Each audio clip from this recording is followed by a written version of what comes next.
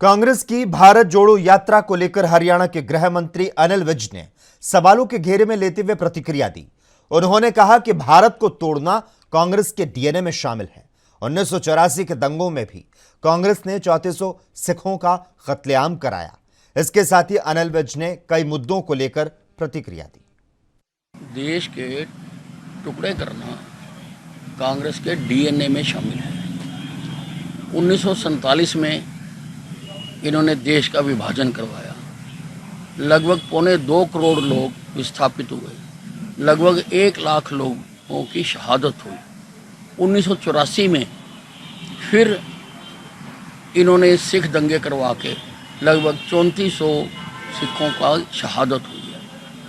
अब जब इन्होंने कहा कि हम भारत जोड़ो यात्रा शुरू करेंगे तो ऐसा लगने लगा था शायद ये अपनी गलती का प्रायश्चित करना चाहते हैं, अपनी गलती का प्रायश्चित करना चाहते हैं, इसलिए भारत जोड़ो यात्रा निकाल रहे हैं।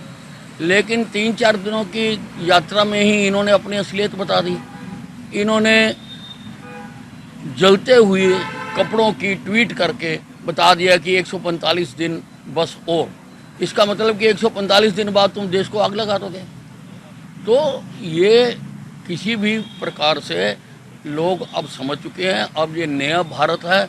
अब इनके मंसूबे या किसी भी देशद्रोही के मंसूबे हम कामयाब नहीं होंगे।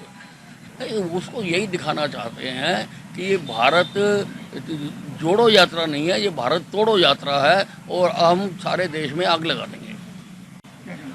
देखिए, हमारी पुलिस पूरी तरह से चौकस है और यही कारण है कि पिछले कुछ दिनों में ही यहाँ से आरडीएक्स के पहले अंबाला में सद्दोपुर में मिला आरडीएक्स, काफ़ी बड़ी खेप मिली, और फिर करनाल में हमारी पुलिस ने उनको ट्रैक किया और वहाँ पर गाड़ी पकड़ी जिसमें काफ़ी हथियार भी थे और आतंकवादी भी थे।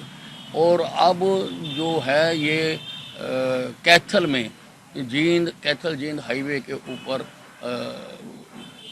हमारी एसटीएफ को जानकारी मिली थी, क्योंकि वो लगे रहते हैं हर वक्त, और वहाँ पर आरडीएक्स पकड़ा गया है और उसका जो है हमारे पुलिस ने उसको डिस्पोज भी कर दिया।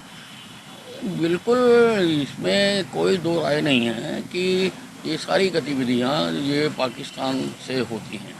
इससे पहले भी हमारी एसटीएफ ने जो विधायकों को धमकियाँ आ रही थी, वो सारा बहुत बड़ा स्कैंडल जो है, बहुत बड़ा जो थ्रेट देते थे टेलीफोन के ऊपर और पैसे मांगते थे और बातें करते थे, वो भी हमने ट्रैक किया और वो भी पाकिस्तान से ही ऑपरेट हो रहा था। धीरे धीरे जो कांग्रेस में जुड़े हुए लोग थे, जो समझदार हैं, उनको समझ आती जा रही है कि कांग्रेस पार्टी से देश का कोई भला नहीं हो सकता।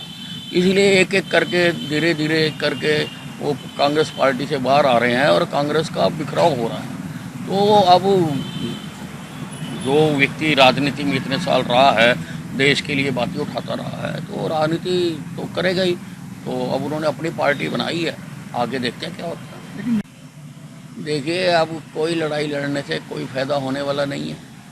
कश्मीर के लोगों को भी समझ आ गई है कि धारा 370 से हमारे कितने जो स्कीमें थी वो हम तक नहीं पहुंच पाती थी, वहाँ के अलग संविधान होने की वजह से।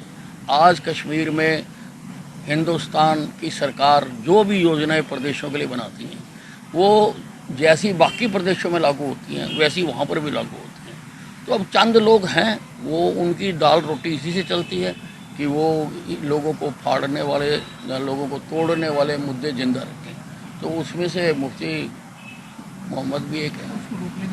नहीं, बिल्कुल जो है उसके ऊपर अब तो जनता ही कार्रवाई करेगी। देखिए, शरद पवार जी या कोई भी और कुछ भी कहे, जांच एजेंसियां यहाँ पर संविधान के तहत बनी हुई हैं और वो निष्पक्षता से कार्रवाई कर रही है।